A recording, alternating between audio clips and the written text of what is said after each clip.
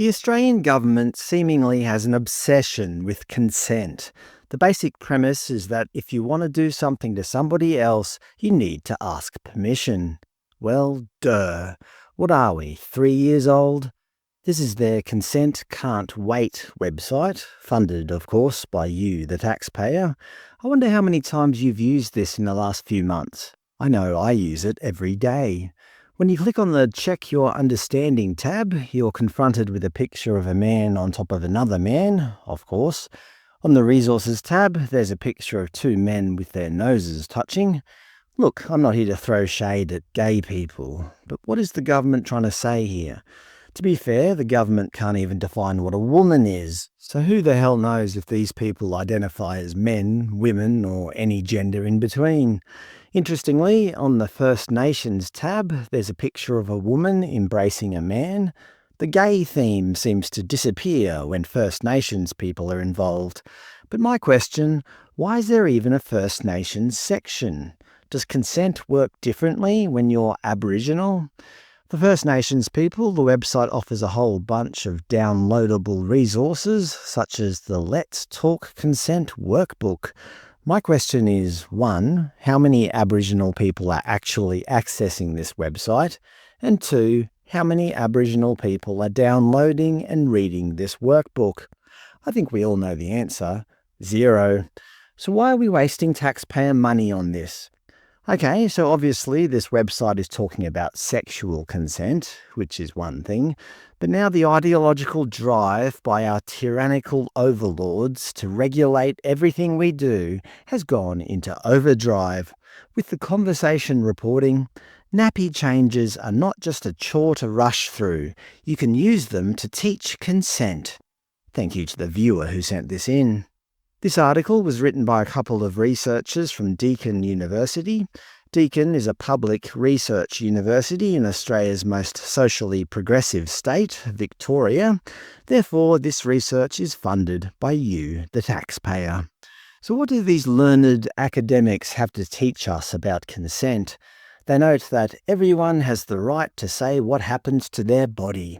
Yes, even your 3-week-old baby who can't yet speak or hold their own head up for that matter. The goal is for consent to become a normal, everyday part of life. Regarding changing your baby's nappy, they write, at the start of a nappy change, ensure your child knows what is happening. Get down to their level and say, you need a nappy change, and then pause so they can take this in. Then you can say, do you want to walk, crawl with me to the change table, or would you like me to carry you? Observe their facial expressions and body language to check if they understand what is happening.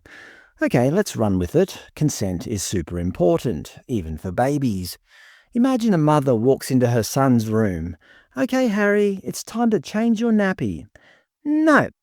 Okay then, you don't consent. I'll come back in 1 hour to see if you've changed your mind. An hour passes and Harry has smeared feces all over the wall. Harry, can I clean up your mess now? No. Where do we draw the line between consent and complete idiocy? Back to the article, they tell parents, don't distract your child. It's important children notice when someone is touching their most intimate parts. They recommend you use language such as, can you please lift up your bottom so I can slide your nappy out?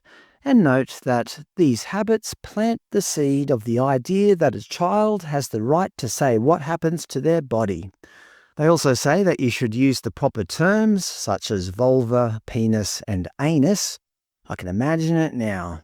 Harry, your anus is covered in feces, the same feces that are all over my walls. The researchers say you must give kids simple choices, that is, look for ways to provide opportunities for children to have choice and a sense of agency and autonomy in everyday life situations. For example, you should ask questions like, do you want to wear your blue or your yellow shirt today? They also note that you shouldn't force a child to do something they don't like. For example, you should not force your kids to hug other adults or relatives if they don't want to. Back to our hapless mother who chose to listen to all the experts.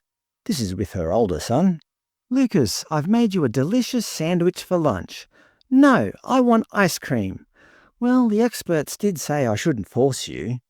Next thing we know, Lucas is eating ice cream, chips, and lollies for dinner because, he didn't consent to healthy food. Funnily enough, in their article, the esteemed academics don't seem to mention children's consent when it comes to other things like vaccination. How many young children would honestly consent to a sharp piece of metal being inserted into their body, forcing an unknown medicine into their muscles? I'd say none of them would. But then suddenly, consent goes right out the window. It's not too surprising, I suppose. Back during the pandemic, adults were told that if they didn't take their medicine, they wouldn't be allowed to go see their dying mother in the nursing home, or go eat at a restaurant, or even lose their jobs for not consenting. I think consent is the wrong word. Perhaps coercion would be more fitting. So yeah, the government is only concerned about consent when it suits their ideological agenda.